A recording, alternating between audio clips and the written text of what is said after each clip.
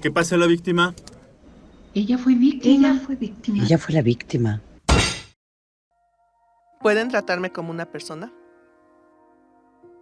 Dejé de sentirme víctima cuando levanté la voz. Adivac Radio. Porque tu voz es poder. Tu voz es prevención. Semillas de cambio. Teorías para la prevención y atención de la violencia sexual.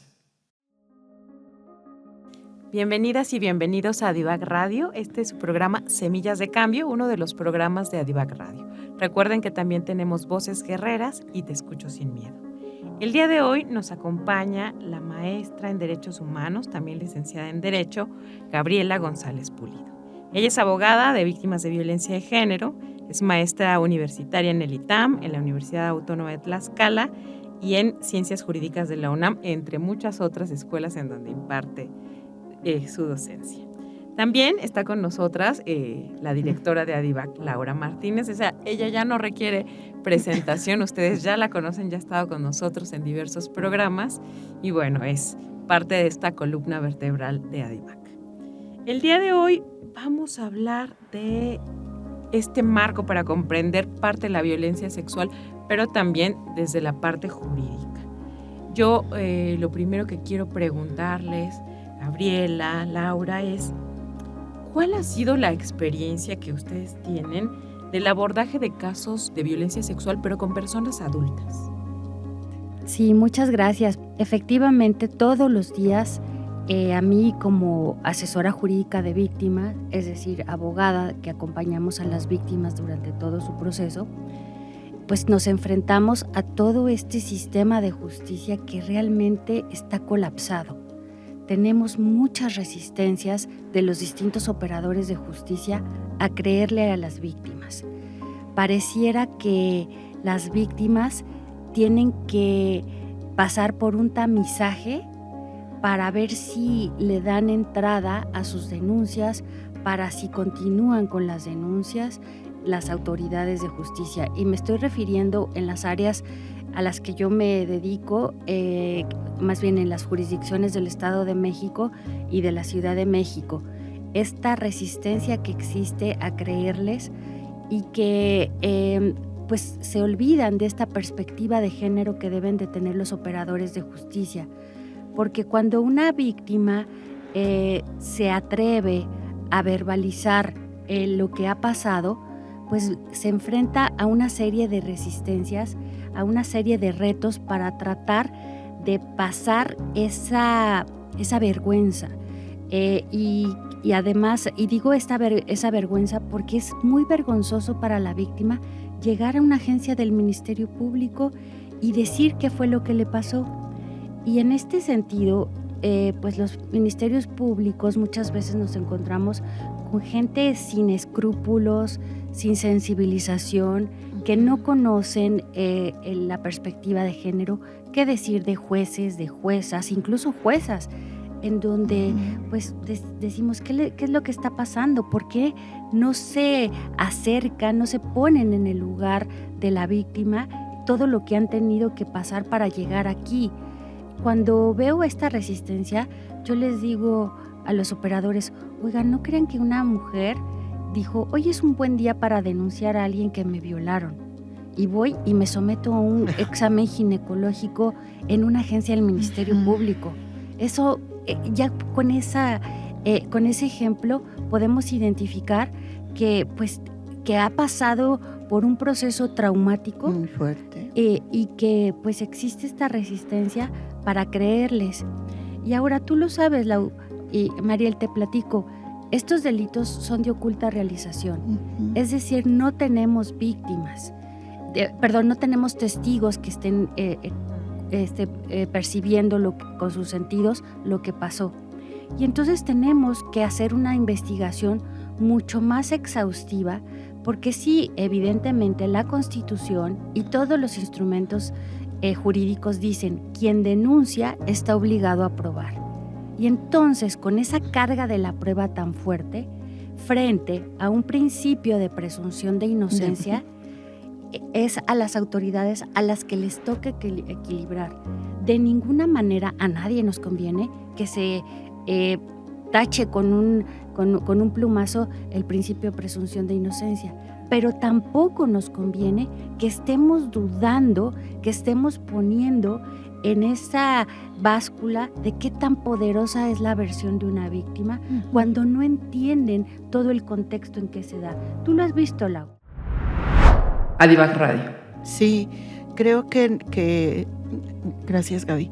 Creo que en esta problemática de la violencia sexual y puntualmente de los delitos sexuales, a las personas les cuesta mucho trabajo poder decir lo que vivieron, porque si ya vivieron la violencia sexual en contra de su cuerpo físico y mental, cuando lo hablan, están recibiendo a su vez violencia de estas personas, y si es que lo denuncian, de las personas que operan la justicia, esas personas también las llegan a violentar.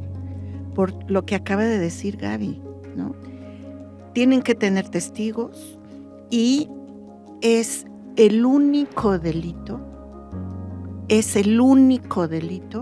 en el que tienes que demostrar con tu cuerpo lo que te hicieron. Y entonces, cuando hay otros delitos, como el abuso, ¿no?, como el hostigamiento, que son tipos penales, ¿no?, y que no lo puedes comprobar a veces con tu cuerpo, sino que hay situaciones que están generando esta situación, y que además creo que todas las mujeres hemos vivido violencia sexual, ¿no?, en la calle. Por supuesto. ¿No?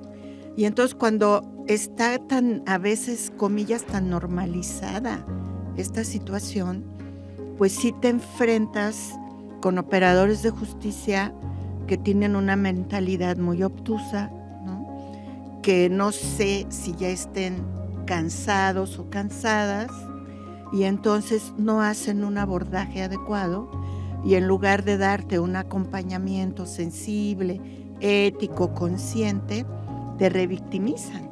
Pero además tienes que pasar con el médico legista, que te tiene que revisar a fuerzas tu cuerpo, porque hay una normatividad que tienen que respetar, porque la ley es muy cuadrada, ¿no? Es muy cuadrada cuando vas a iniciar una carpeta de investigación. Y entonces sí se la piensan mucho las personas que han vivido violencia sexual, porque tienen miedo, tienen mucho miedo de las autoridades, pero también tienen miedo de las personas que están a su alrededor, porque muchas personas que están alrededor de una persona adulta que vivió violencia sexual, a veces tampoco saben cómo regresarles cosas a las personas que lo vivieron, porque hasta a veces llegan a decir, ¿y por qué no te defendiste?, ¿no?, cuando son palabras que no tienen sentido, claro, ante una violencia sexual.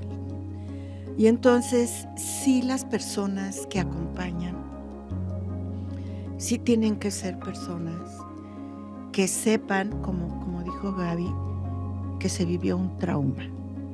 Es un trauma emocional, de shock emocional, que muchas veces ni siquiera te permite recordar ciertas cosas que tienes que decir ante el MP. Claro. O cosas que a veces no debes de decir porque las van a usar en tu contra. Semillas de cambio. Ahí yo quisiera que nos ayudaran a entender, que ayudaran a la audiencia también a entender cómo pasa esto, porque creo que es muy importante lo que dices, Gabriela, de la presunción de inocencia no nos conviene a nadie, ¿no? Que se quite, pero no se sopesa de la misma manera la presunción de inocencia con la palabra de la persona que está denunciando violencia sexual, no hay algo equiparable. ¿Qué está pasando que sí podemos escuchar la presunción de inocencia de alguien que presuntamente generó una violencia sexual, pero no podemos escuchar esta denuncia de la misma manera. Sí, yo creo que viene desde la denominación que se le da. Debe de haber hay una presunción de inocencia, eso sin lugar a dudas, pero también debe de haber una presunción de víctima. Sin embargo, la ley le pone la buena fe de la víctima. Entonces ya le quitó, muchísimo del contenido que debe de tener ese concepto. Ay, la víctima se comportó de buena fe. No, se presume que es una víctima y que en ese mismo ejercicio de ponderación, pues por eso son los que procuran justicia, por eso son quienes imparten justicia. Entonces, en ese sentido, cuando tenemos a nuestras víctimas de violencia de cualquier tipo, desde un acoso callejero, que también es lacerante, que también creo que lo hemos vivido, pues si no el 100%, el 99.9% de las mujeres hemos vivido el acoso callejero y no pasa nada, se normaliza, ¿qué te pasó? ¿Qué te hizo? Y decía Lau, se necesita el cuerpo para demostrar que es prueba de que se cometió un delito. Es decir, si no tengo algo que yo pueda probar, entonces no, a través de mi cuerpo, entonces no se cometió. Y llegamos se pone en tela de juicio. Se pone en tela de juicio. Fíjate, Lau, voy a empezar con un delito que pareciera muy, muy común, que es muy común, que es el acoso sexual, el acoso callejero. Y dice el delito que si no tienes un daño psicoemocional, entonces no hay delito. Entonces, si Mariel, Lau y yo somos personas, mujeres empoderadas, eso no significa que no me haya afectado la bajeza con la que se refirió a mi cuerpo. Claro. No tengo que tener llagas, si se refirió de una manera soez y que en ese momento yo me sentí muy mal, pero obviamente porque tengo mi red de apoyo, porque me he preparado, porque he trabajado en mí, no voy a estar cargando con eso. No obstante, si yo recuerdo y vuelvo a verbalizar ese acoso callejero, me visualizo cómo hubiera sido esa advertencia que me hizo el perpetrador. Claro. Y que eso puede llegar a una violación. Exacto. Entonces, realmente es absurdo que las autoridades pues sean indiferentes, sean indolentes y dicen, ay, no te hizo nada, no pasó nada. O sea, ya hay criterios en donde dices, no necesariamente tengo que tener huellas en mi cuerpo para identificar que tuve una afectación psicosexual, porque ese es en mi psique. Claro. Porque tú lo has de haber visto, Lau, cuando una víctima ha pasado por ese trauma tan fuerte, no se supera tan rápido y puede llegar con su pareja y decir, vayamos como si nada hubiera pasado. Es que nunca se supera emocionalmente una violencia sexual, es para toda tu vida. Si acudes a una atención especializada, realmente especializada, porque no cualquier psicóloga o psicólogo puede abordar esta problemática, así como tú dices. O sea, yo como abogada tengo que saber de derechos humanos, ¿no? Una psicóloga, un psicólogo que aborda la problemática de la violencia sexual desde el ámbito de las emociones, no de la enfermedad, porque no es una enfermedad, desde las emociones, porque es algo real que viviste, tiene que saber de género y tiene que saber de derechos humanos, ¿no? Porque precisamente la violencia sexual es un uso de poder. En una sociedad patriarcal, así es, ¿no? Y en una sociedad a donde la gente no sabe que existen mecanismos internacionales de derechos humanos y que no nos deben de discriminar a las mujeres, porque es una discriminación al 100, una violencia sexual, ¿no? Y entonces la persona que lo vive es un trauma porque nunca se imaginó que le podían hacer eso que le estaban haciendo. Y lo que hacen las instituciones, ahorita que decías esto, de ese supuesto termómetro del violentómetro, yo no estoy de acuerdo con ese violentómetro, ¿no? Porque dicen, como tú dices, es le están diciendo palabras oeces en la calle en relación a su cuerpo. Ese es verde. No, ese es rojo. No, Claro, ese es rojo. claro. ¿No? Entonces, cualquier violencia o cualquier palabra que a ti te haga sentir incómoda y que no te guste lo que te están diciendo en relación a tu cuerpo, eso ya es violencia. Eso es violencia, ¿no? Entonces, sí lo tienes que hablar y sí lo tienes que decir. Pero las autoridades, ahí sí tienen un termómetro. Se supone que los delitos sexuales todos son graves, ¿no? Pero no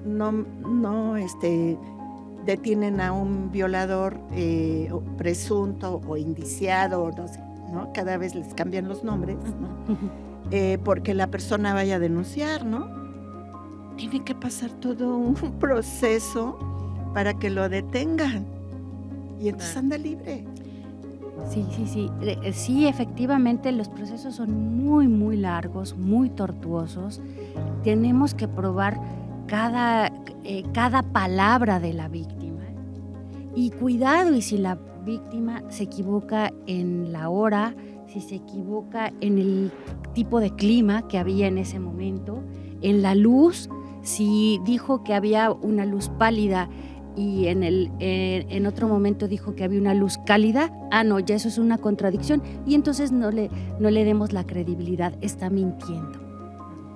O las quemaduras en el cuerpo. Las quemaduras en el cuerpo, ¿no? Sí. Que luego traen ahí, es que me puso el cigarro y se quemó, ¿no? Y entonces valoran esa quemadura, pero si ya se te borró la quemadura, entonces dicen que no es cierto, que estás mintiendo, cuando realmente sí te quemaron, o para que no se te note, te pones... Te pusiste maquillaje, exactamente. Claro. Eso es muy importante lo que dices, porque pues las víctimas no quieren estar gritando en la calle, oigan, me acaba de pasar esto, me pasó esto hace un mes. Al contrario, quieren ocultarlo. Y porque lo ocultaste, entonces eso quiere decir que ya no hay prueba, ¿no? Exacto. Adivac Radio. Oye, Gabriela, pero pones algo muy interesante sobre la mesa, que es, bueno, si yo como mujer empoderada, que he trabajado mucho en mí, me pasa esto, que me acosan en la calle, ¿no? Entonces yo voy, denuncio. No tengo ninguna afectación porque afortunadamente he podido seguir mi vida, etcétera, ¿no? Vamos a plantearlo así. Pero entonces, si yo no tengo ninguna afectación comprobable, ¿no? Para quienes están juzgando, entonces no hay delito, ¿no? Así es. Lo que parece muy contradictorio, porque ahí está el delito. Que yo no tengo una afectación porque tengo un trabajo emocional de muchos tipos, es otra cosa, ¿no? Así entonces, creo que pone sobre la mesa un tema muy importante del mensaje que transmite este acto, ¿no? ¿Qué estoy diciendo cuando yo no tomo como delito esa acción que transgrede a las mujeres? ¿Qué se les puede transgredir, no? ¿Qué ven las niñas de que un delito como ese no proceda, ¿no? Y estoy hablando de un acoso en la calle, ¿no? Que puede o no puede afectar dependiendo muchísimas cosas, pero hay otros delitos que también pasa así, ¿no? Que naturalizamos y decimos, bueno, me tocaron en el transporte, llevo prisa, ya no voy a denunciar, ¿no? Y si denuncio, bueno, no está afectada, ¿no? No le pasó nada, señorita, ¿por qué exagera? Así es. ¿no? Entonces creo que este es un tema muy importante para la audiencia, para entender por qué no se está juzgando adecuadamente, ¿no? Y esto, tanto de esta situación, esta indiferencia o esta minimización de cualquier acto de violencia, lo tienen también los defensores, los abogados defensores. En este caso de acoso sexual, acoso callejero, pues le dije, a ver, hay que reparar el daño, hay un daño que reparar, la víctima tiene que reparar. bueno, pero es que la víctima sí tiene una red de apoyo, ha trabajado, como dices tú, Mariel, en ella, pero esto tiene que repercutirte en un momento dado, tiene que repercutirle al perpetrador en su bolsillo para que no se repitan este tipo de situaciones. ¿Y saben qué me dijo el abogado? Me dijo, ay, abogada, ni que hubiera sido violación. Uy, sí. Y dice, ¿cómo va a querer usted una reparación del daño? Le dije, no, yo no la quiero, la quiere mi víctima. Claro. Es un derecho de mi víctima tener una reparación Claro. del daño. Ay, abogada, ni que la hubieran violado. Y replicando esta agresión, esta forma otra vez de normalizar, de invisibilizar, de no darle crédito a lo que dice una víctima. Exacto, y creo que sería ahí también importante que sepan las personas que puedes denunciar. Ahorita ya no se derogan los delitos sexuales, No se prescriben. ya no prescriben a partir del 2015 para acá, ya no prescriben y puedes denunciar en cualquier momento del 2015, si te pasó algo del 2015 para acá, ya no prescriben, ¿no? Pero antes del 2015 es esta cuestión ver si ya se derogaron o no se derogó, ¿no? Pero puedes denunciar en cualquier momento. Sin embargo, lo que estamos viendo Es porque lo te que hemos- tardaste. sí, ¿Por qué te tardaste en denunciar? y las que denuncian luego, les roban las pruebas que presentan, les hacen perderizas todo lo que ellas presentaron, el dictamen médico lo borran o quién sabe a dónde está, el dictamen psicológico igual, ¿no? Si eso pasa con las que van inmediatamente a denunciar, ¿no? Ahora imagínate con las que dejan pasar 1 año, 2 años. Meses o 15 días, porque en realidad, pues cada quien lleva su proceso, tú lo sabes. Exacto. Y a veces no estamos preparadas cuando somos víctimas de comunicarlo de manera inmediata. Exacto. Necesitamos a veces trabajarlo previamente, estructurar. No cae el 20, no sabemos qué pasó, no entienden qué pasó. Si a veces cuando vamos manejando dicen, ay, ¿cómo pasé no me acuerdo que haya pasado esta calle, ¿no? Y entonces se pregunta a la víctima, ¿sí me pasó? ¿Realmente ¿Lo habré lo habré soñado? O fue una de mis peores pesadillas, pero es un proceso interno muy, muy fuerte, porque primero pasa en ese ejercicio interno la víctima. Y entonces ya cuando llega con una autoridad, ya de verdad es un acto de valentía, que pudo ser inmediato o pudo haber sido en años. Claro. Sí, y esto que tú comentabas, Mariel, de, bueno, tengo otras cosas en mi cabeza, tengo inteligencia emocional, he estado en terapia, y me violan. Claro. Y entonces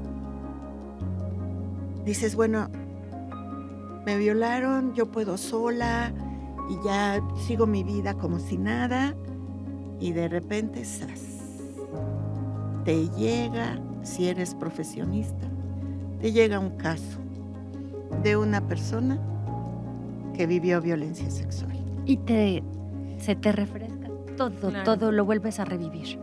Se te detona toda la crisis de cuando viviste la violencia sexual. Y entonces ahí es cuando dices, ok, no entré a terapia, entro en crisis asquerosamente fuerte, pero quiero denunciar. Y va a denunciar. Y entonces empieza la vía crucis de la denuncia. Porque se tardó tanto, ¿no? Claro. Y más si son, Mariel, y más si son los presuntos violadores, si son personas con un poder Económico, mediático, del que sea. Sí. el que sea. Exacto. Imagínate. Semillas de cambio. Con esto que tú estás diciendo, Lau, quiero preguntarles, pues ¿cuáles son todos estos pilares que sostienen la impunidad contra las mujeres? Uy, muchos. No, creo que no podríamos decir que es una mesa con 4 patas, no, tiene muchísimas, es un 100 pies que detiene, sí. Y sí, evidentemente, pues ahora escuchaba que también los hombres se organizan, porque las mujeres nos organizamos feministas y ahora ellos tienen sus movimientos. Sí. No sé si han escuchado lo que es la manósfera, ¿no? Y entonces se reúnen y dicen, ay, pobres de nosotros, siempre nos ven con cara de culpables, ¿no? Y entonces digo, a ver, esa no es la naturaleza ni del feminismo y no tiene por qué escudarse desde antes. Y son hombres, esos que se están reuniendo, son hombres que tienen algún procedimiento legal en su contra. Así es. Por haber ejercido o violencia familiar. O violencia familiar, así es. O violencia sexual. Así ¿no? es. Y entonces se están colocando como si las que son las malas son las mujeres que violentaron. Okay, sí, exacto. ¿No? Que eso es lo que hacen sentir los operadores de la justicia a las personas que viven violencia sexual. Ahora lo voy a decir y nunca lo he dicho, pero creo que los delitos sexuales sí se tienen que manejar con otra óptica. No tiene que ser como lo cuadrado de la ley, ¿no? Como la aplicación cuadrada de la ley. Creo que sí, una persona que se atreve a denunciar, una persona adulta, ¿no? Que se atreve a denunciar la violencia que vivió, sí tiene que ser abordada desde el ámbito legal del acceso a la justicia de forma diferente, de forma diferente como puedo abordar un robo o como puedo abordar un homicidio o un fraude o cualquier delito penal, ¿no?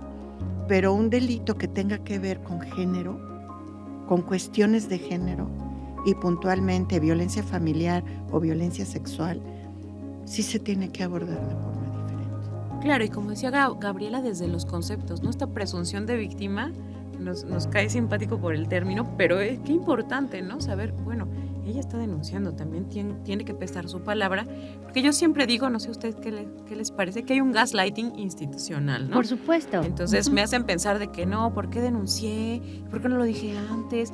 Y sí logra que las personas que están ahí duden. Por supuesto, y esto pues hace que no quieran denunciar.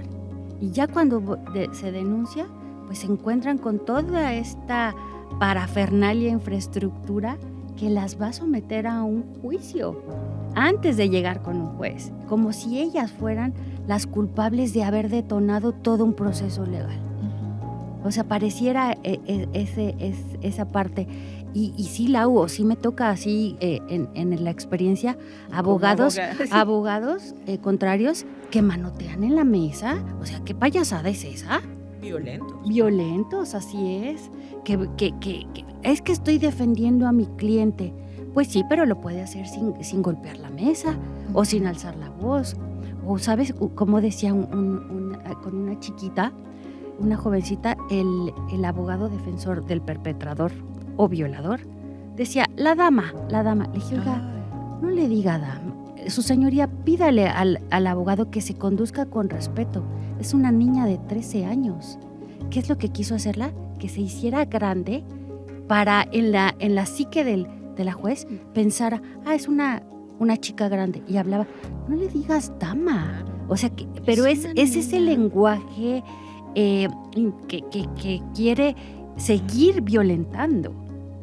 Y que es ahí donde nosotros, como asesoras jurídicas de víctimas, nos cuesta muchísimo trabajo, porque en ese momento, fíjense, y ojalá que la juez nos esté escuchando porque era una juez, mi víctima empezó a respirar así, con dificultad, y voltea la juez y me dice, ¿qué no sabe de las técnicas para que se calme la víctima?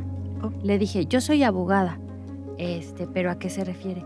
Pues le debe de traer una bolsita de papel de estraza para que respire durante la audiencia. Oh. Y con eso se justificó y dejó libre al violador. De verdad, esta parte de darle la razón a los perpetradores a través de sus abogados, y yo para nada quiero que se elimine, Mariel, lo entendiste tal cual lo dije, Lau, que se desaparezca el principio de presunción de inocencia, pero también que se demuestre que hay elementos para continuar con ese principio de presunción de inocencia. Entonces, y nos encontramos con este tipo de abogados que dañan la profesión, ¿no? Que realmente pues que utilizan el poder económico, la reputación, algunos dan clases o dicen que dan clases, ya me imagino que clases dan, que han de ser violentos con sus mismas alumnas, porque esto es una realidad, ¿no? Pues los que se estaban postulando para jueces, que les sacaron toda la historia que tienen de que han sido violentos. Que han sido violentos, que han claro. Que han ejercido violencia sexual, ¿no? Uh-huh. Y están ahí. Y están ahí.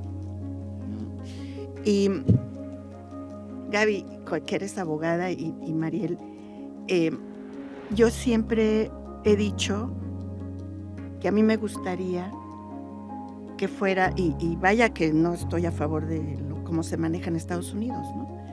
Algunas cosas, pero yo siempre he estado a favor de que se maneje como en Estados Unidos, que eres culpable hasta que se compruebe lo contrario. Y aquí en México no. Aquí en México eres inocente hasta que no se compruebe que eres culpable, ¿no? Y no sé cómo veas eso, pero yo digo, es que son culpables. O sea, yo sí digo, si una niña y si una mujer, por ejemplo, que vienen a DIVAC y que nosotras no somos una autoridad legal, y viene y me dice lo que le pasó, yo le creo. Por supuesto. ¿No? Uh-huh. Yo le creo. O sea, yo no pongo en tela de juicio lo que ella me está diciendo. Sí, así es. Pero en las fiscalías no. Sí, fíjate que creo que evidentemente a mí, bueno, como abogada, claro que me salta el hecho de cambiar, de voltear el tema de la carga de la presunción de inocencia. Pero para eso es la perspectiva de género. Exacto.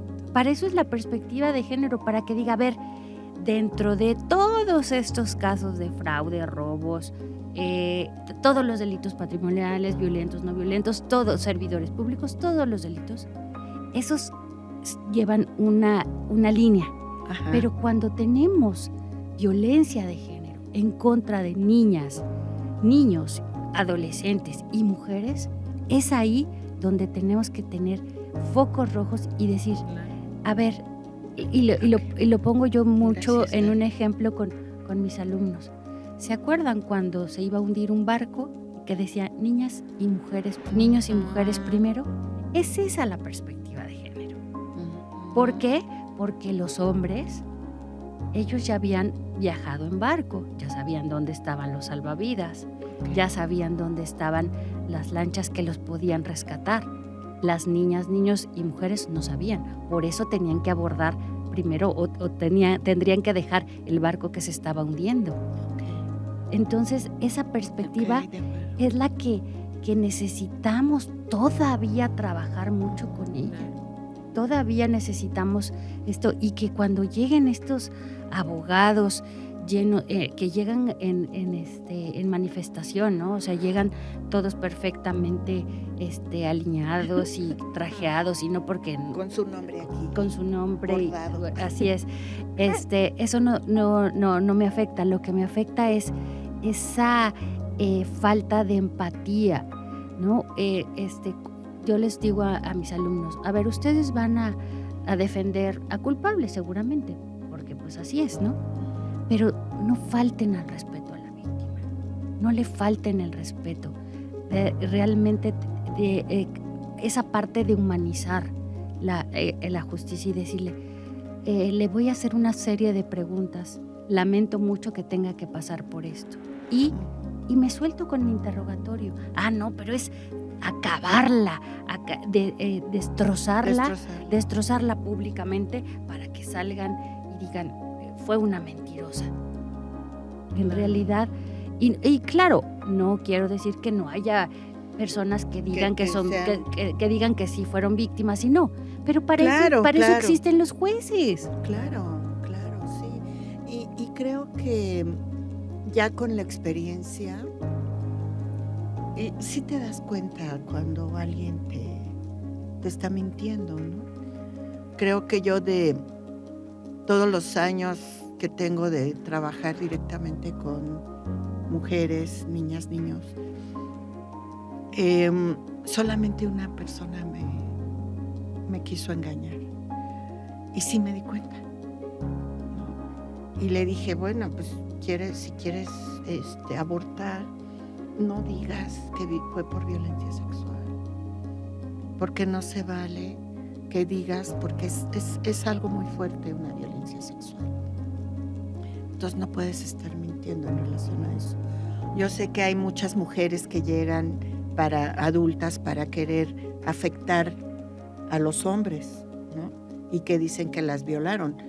Puede ser que sí lleguen, yo no he conocido a ninguna, ¿no? Pero yo siempre les creo, y sí te das cuenta ya cuando, con la experiencia, sí te das cuenta cuando te están mintiendo y cuando no. Y me imagino que con los MPs, con las psicólogas, con los médicos que están ahí en las fiscalías, pues también ya se dan cuenta cuando alguien miente, ¿no? Ahora, no te va a llegar la persona a denunciar y luego se va a poner a llorar porque dicen, como no está llorando, no es cierto. Así es. ¿No? O llega con toda la racionalidad y no saca ninguna emoción, o al contrario llega con toda la emoción, no la puedo declarar porque no puede, está en crisis. Sí. Entonces, creo que sí, por eso vuelvo a reafirmar que los delitos sexuales o los delitos que tienen que ver con delitos de género sí tendrían que tener un abordaje diferente y creerles a las personas, ¿no? Porque creo que pues Gaby ha tenido casos que son para reflexionar y ojalá y nos pueda compartir alguno, ¿no? Pero nosotras también hemos tenido casos en donde no se ha judicializado una carpeta, cuando a veces te la judicializan en un mes. O menos de un mes. O sea, hay una que me enteré que tardó 5 horas en judicializar a un hombre, ¿no? Que estaba diciendo que vivió violencia sexual y era un hombre adulto, ¿no? Se la judicializaron en 5 horas y agarraron al presunto y ya lo metieron al reclusorio, ¿no? Cuando veo otros casos, años, que está ahí la evidencia, que es claro que violaron y que es un delito de violación. Adivac Radio. Sí, justo quiero retomar este tipo de casos, ¿no? Porque una cosa es, primero, que no les crean, entonces a veces se echan para atrás en las denuncias, pero a veces ya está el caso, ya hay pruebas, se puede iniciar, ¿no? Se está revisando si se judicializa o no, pero de pronto pasan ahí cosas también con esos mismos expedientes que se presentan y, como decías hace un rato, puede llegar a voltearse, ¿no? Entonces también hay cuestiones de la impunidad que actúan desde otro lugar un poquito más perverso, diría yo, ¿no? Ustedes ¿tienen algún caso o algo que pudieran compartir con la audiencia? Es que yo ahorita recuerdo un caso que la estaban acusando por falsa declaración. O sea, no es cierto que te violaron. Y entonces, como no es cierto que te violaron, los abogados de la contraparte se les ocurrió, vamos a denunciarla por falsa declaración.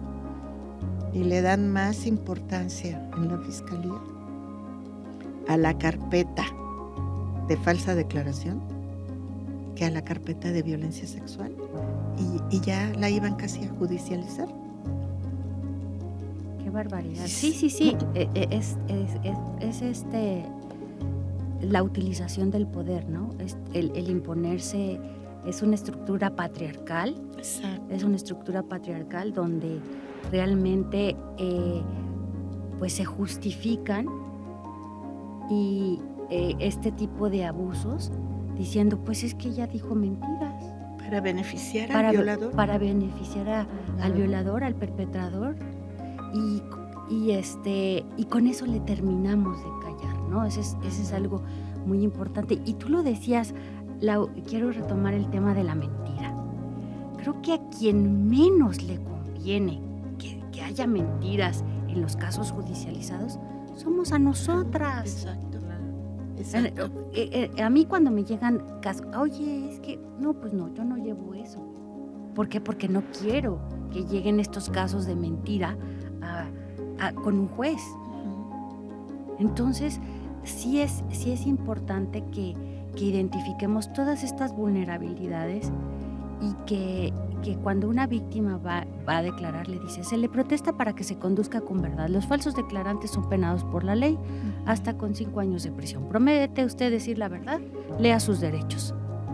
O sea, es una cosa que dice, no, mejor con permiso ya me voy. Te están imponiendo ya desde ahí, te están asustando. Con permiso ya me voy. Y además se lo dices al policía, al auxiliar del Ministerio Público, al otro Ministerio Público, al responsable del Ministerio Público y al asesor jurídico que te ponen en ese momento.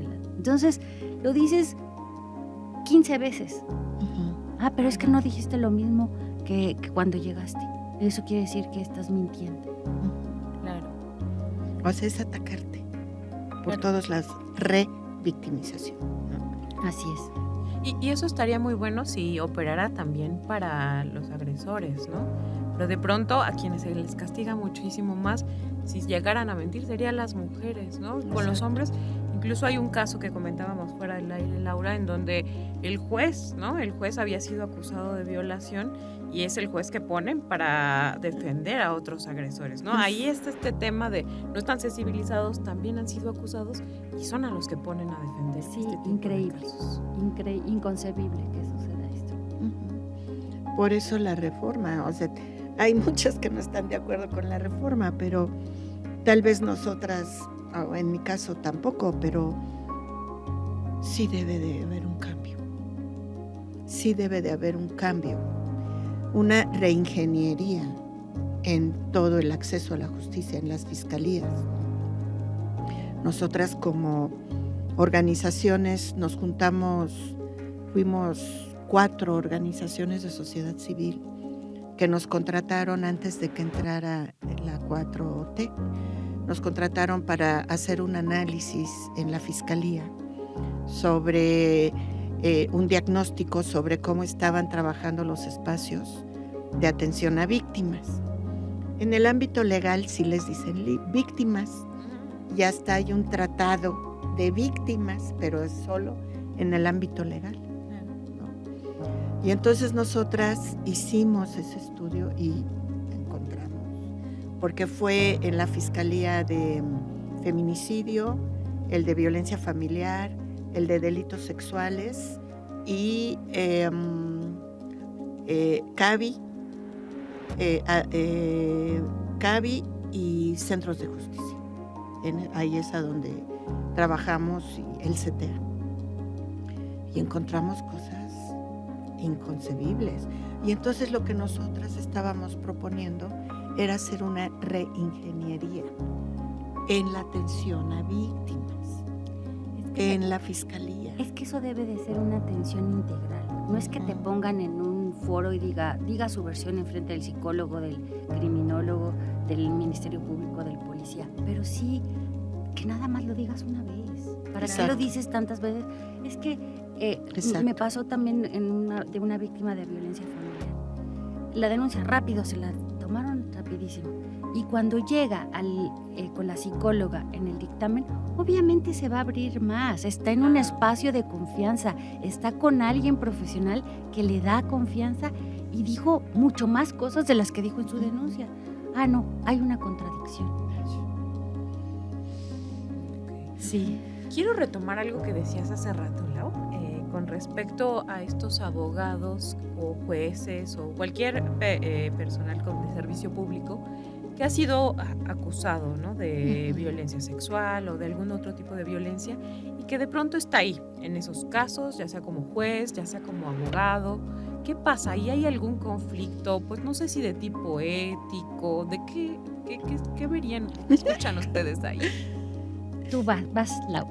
Es que tengo una abogada que respeto mucho.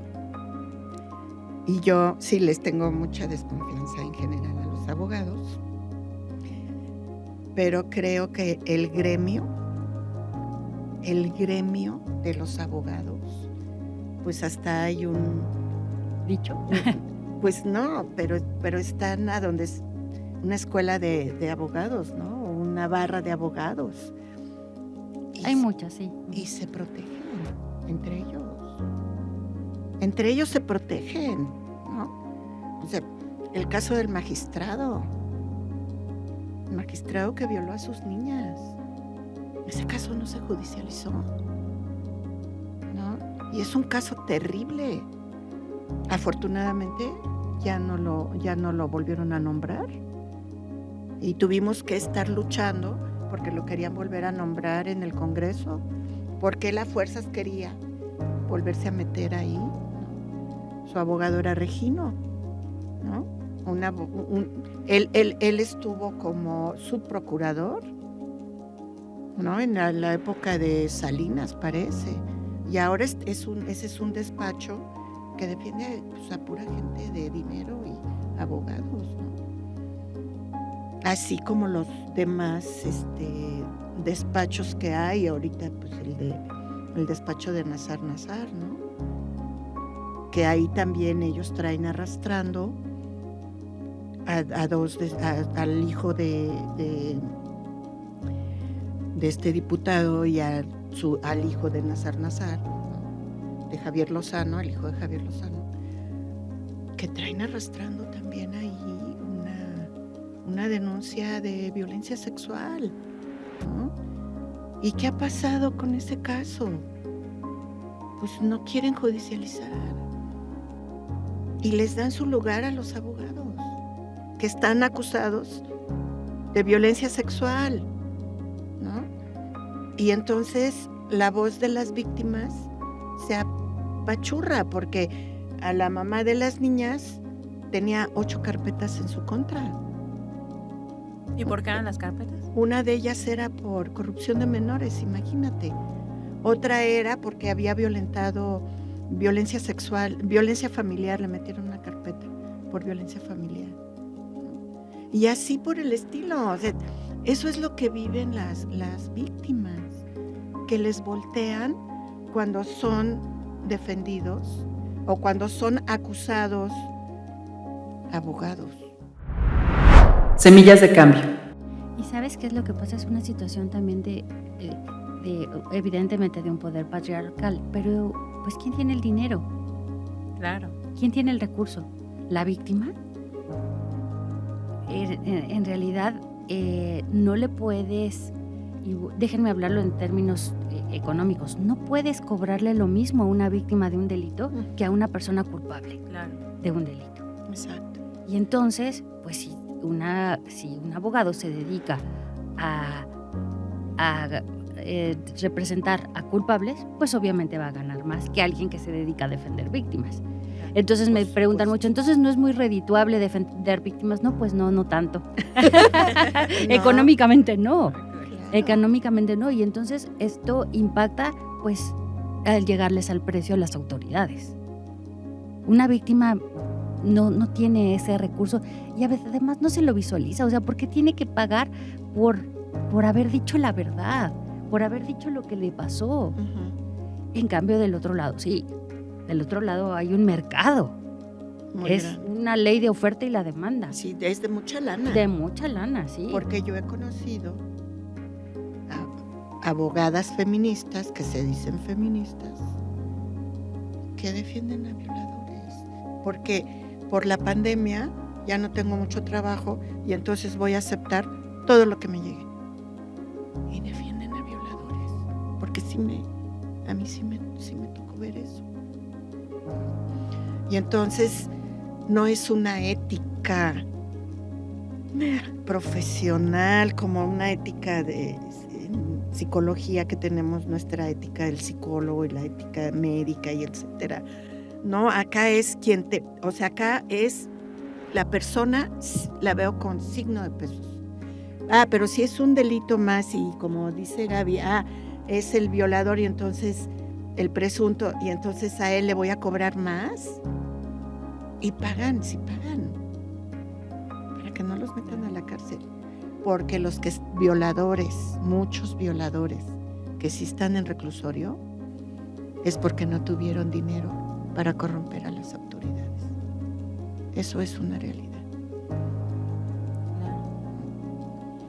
Oigan, y con todo lo que están diciendo se me ocurre preguntarles, ¿cómo sabemos que una abogada con un abogado, pues a lo mejor no se va a vender? Porque pasa mucho, ¿no? Es muy común que con víctimas se terminen vendiendo, pero yo creo, y pensando en lo que nos comparte Gabriela, pues que a lo mejor tiene que ver con que estudien derechos humanos, ¿no? Con que tengan un discurso coherente, no sé. Pues mira, lo ideal sería que todos estudiaran, pero más que nada que fueran éticos, que hubiera una congruencia, que tuvieran valores.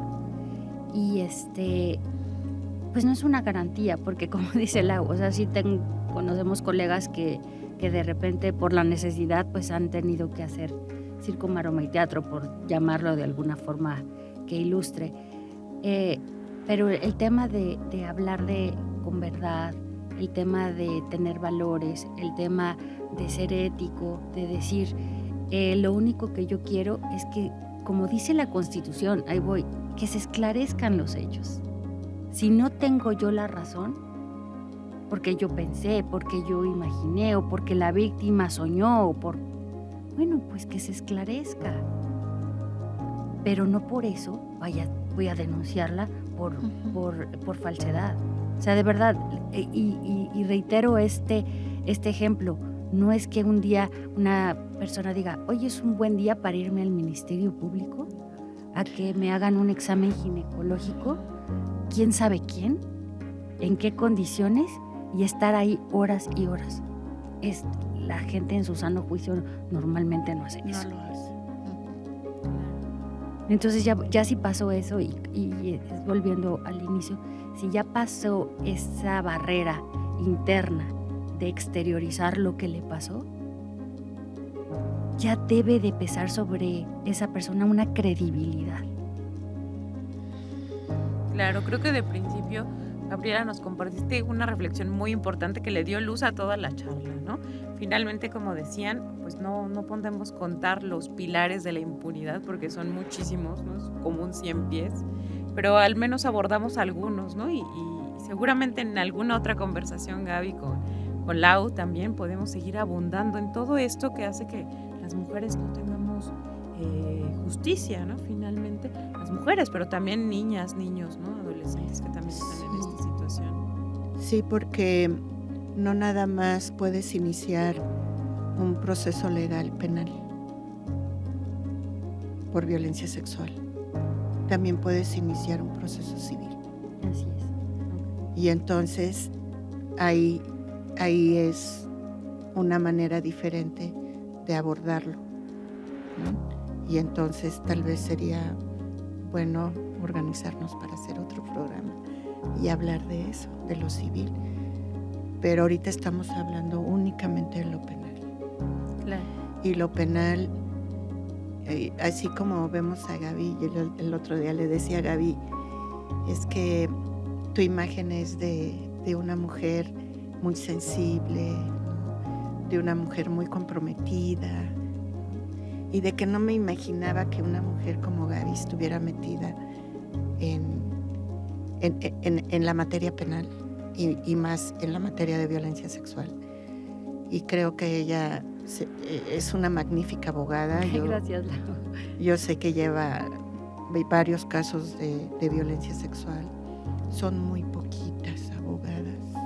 O sea, ahorita puedo contarlas con mi mano derecha y decir, yo sí a ella a ella sí le doy algún caso que haya llegado a DIVAC, ¿no? O a él sí le doy un caso, porque sé sobre su compromiso, sé sobre su ética y sé que sí tienen compasión por las personas que han vivido violencia sexual y creo que sí hay abogadas, claro que sí hay abogadas que sí acompañan bien, sí hay abogados que sí tienen ética, pero son poquitos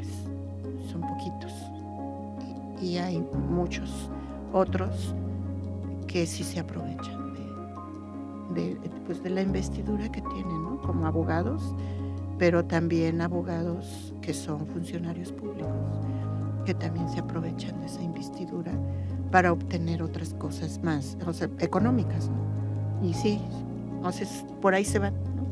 Porque si no puedes tú lucrar con la violencia sexual, no se lucra. Acompañas y tratas de dar todo lo que yo tengo, todo lo que tenemos en ADIVAC para acompañar a las personas, y yo creo que Gaby hace lo mismo, ¿no? Y otro abogado, otros 3 abogados que conozco que sé que se comprometen con los casos. Claro. Pues muchas gracias, Gabriela. Gracias muchas a gracias. ti, gracias Lau, Mariel, muchas gracias, muy honrada de estar aquí. No sé si ustedes quieran dar un último mensaje a nuestra audiencia para ir cerrando este programa que estuvo muy, muy gustoso también de compartir con ustedes. Yo más bien le dejaría la palabra a Gaby, porque es nuestra invitada. Muchas gracias. Bueno, pues yo les quiero decir que busquen en quién confiar y que si toman la decisión de denunciar, que lo hagan, que pregunten, que se involucren. No sé si sea parte de la sanación, no lo sé, eso no me toca a mí decidirlo, pero mucho ayuda. Hay un caso de una niña que ahorita tú estás acompañando y nosotras también, y la niña ya cambió, le ha funcionado. Es necesario trabajar a la par lo legal con lo psicológico en delitos sexuales, porque todo lo que se te revuelve en las audiencias lo abres en la terapia y te ayuda, ¿no? Porque haces catarsis ahí y se acompaña, las y los abogados acompañan mejor, porque entonces las mujeres ya también se empoderan, ¿no? Las mujeres y las niñas y los niños también se empoderan ellos. Y entonces saben acompañar y a veces hasta se vuelven también abogados, ¿no? Sí, así es. Tiempo de sanar. Tiempo de sanar.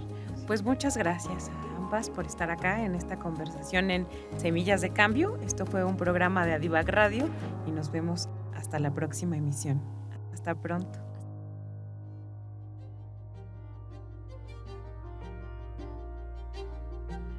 Gracias por acompañarnos a levantar la voz.